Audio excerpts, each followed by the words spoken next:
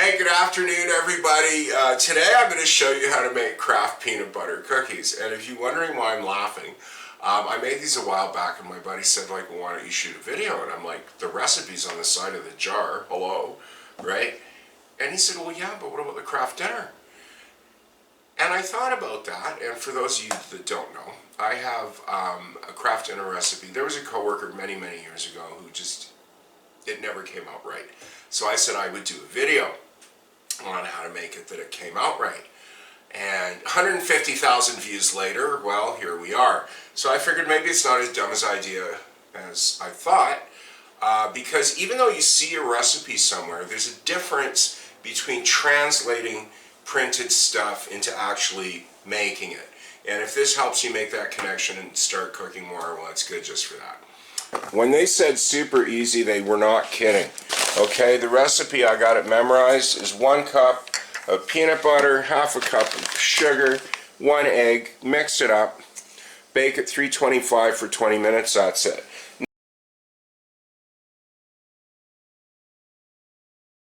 Now, one change I do make with this is I don't use 2 cookie sheets, I just jam them in closer. You can do whatever you want. And if you've never measured peanut butter, and a spatula is quite good for this, plus you're going to need a spatula to mix them.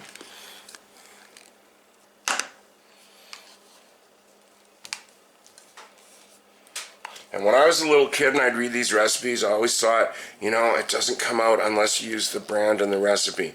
Well, surprise, yeah, it does. As long as you use creamy, you're fine. Okay, they may taste slightly different because the peanut butter's different, but past that I wouldn't worry at all. Okay, so we've got our peanut butter, and just get that in your bowl. Good enough.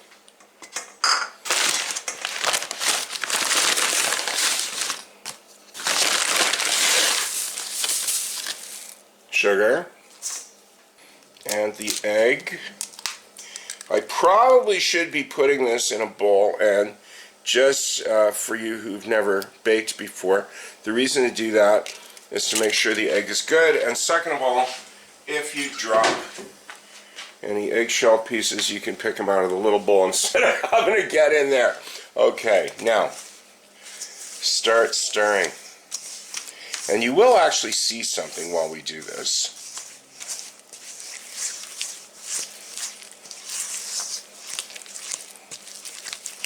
You'll see that at the beginning it's quite runny, and at some point a chemical reaction takes place in here,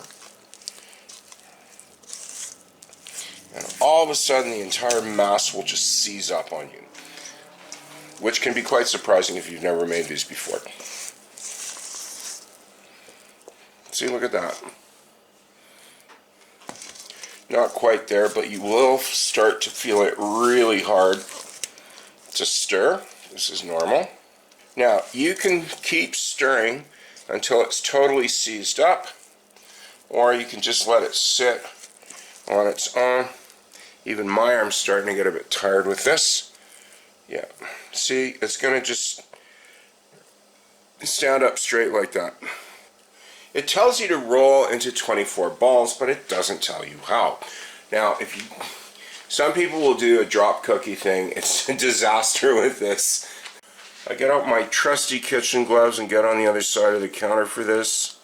Now, this is going to be quite soft and forgiving, which is good. So get balls about that big.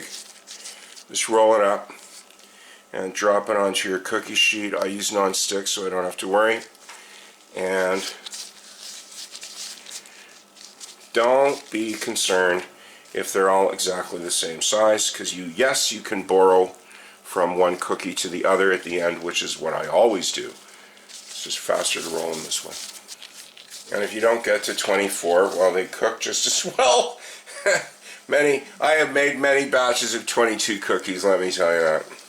Now, you do want to keep your spatula around right till the end. Don't throw it in the sink, because you want to get all those bits off the bottom.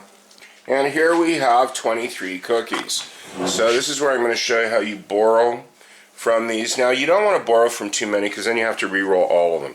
So look for the big ones. and just pinch some off and jam it together. You get the idea. And the ones that have been pinched off, well, you can see pretty quick where they are, so that's not to worry.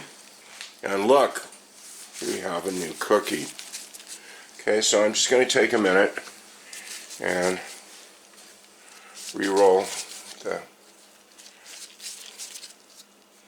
the borrowed ones back into shape. These can sit here for a bit if you forgot to heat up your oven, but that's generally a really good thing to get in the habit when you're doing any kind of baking, is just heat the oven first before you do anything else. So you're just going to get a nice big fork, and you're going to do them all one way, then you're going to go back and cross-hatch them like that. All the cookies are cross-hatched, ready for the oven, 20 minutes at 325. Timer went off, so let's haul these out. Oh yeah, they're really soft, eh? So if you put a thumb in one, it's gonna show. Like that one. I did that on purpose to help you. No, I'm kidding. Yeah, so they're really soft. So yeah, they're really soft coming out of the oven, and it's really easy to put a thumb in one of them. I guess I got that one later. Now, you can see you didn't actually need two sheets. Yeah, they stick together a little bit. And I got another surprise for you. You don't actually need a cooling rack either. What you do need to do is just let this sit there for a couple of minutes until they harden up a bit, because if not, they're all going to go down like that. There is an advantage to having a banged up cookie, because you can use that to test. They're cool enough that they come off. So what I do is I do get a spatula. If you want to wait till they get really cold, you can actually just use your fingers, and I just get like a nice plate. And as long as they're cool enough that you can get the spatula under them without them deforming, they're cool enough to put on a plate. So that's how you make Kraft super easy peanut butter cookies, and they don't get easier than this. Now the bunged up one's at the bottom, so I'm not going to dig for it. I'll just try one of these.